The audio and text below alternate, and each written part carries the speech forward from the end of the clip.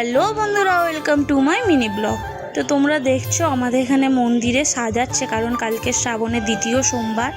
তো সেই জন্য কাকাগুলো সাজাতে এসছে এখানে। আর যেহেতু মন্দিরে আমাদের শিব ঠাকুর রয়েছে, ওই জন্য মন্দিরটা সাজাচ্ছে, প্লাস আমাদের বাইরের গেটটাকেও সাজাবে। তো তোমরা একবার দেখে নাও গেটটাকে। তো বন্ধুরা চলো তাড়াতাড়ি ঘুমিয়ে পড়ি, সকাল সকাল উঠতে হবে। তো বন্ধুরা সকাল হয়ে গেছে, ঘুম থেকে উঠে তাড়াতাড়ি করে দেখো ওয়েদারটা বেশ ভালোই আছে আজকে। আর তোমাদেরকে মায়ের দর্শন আর একবার করিয়ে দিলাম। আর যেহেতু আজকে সোমবার, তো হর হর মহাদেব।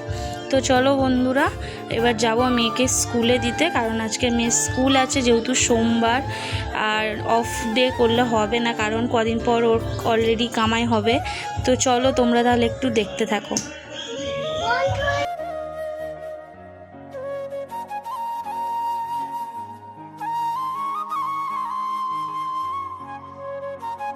তো দেখো আমি রেডি হয়ে গেছি মাম্পুকে স্কুলে নিয়ে যাব বলে। তো চলো তাহলে তাড়াতাড়ি আগে বেরিয়ে যাই স্কুলে যাওয়ার জন্যে।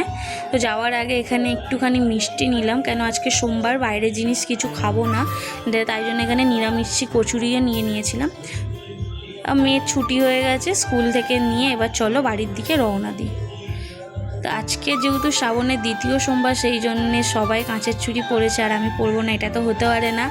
তো এটা আমাকে সুরো দিয়েছে। তো বন্ধুরা এখানে ছিল একটা মঙ্গলসূত্র আর একটা কানের, প্লাস ভাইরাল যে চুড়িগুলো উঠেছে ওইটা। তো ভাবছি পরবো আজকের, একটু দেখি।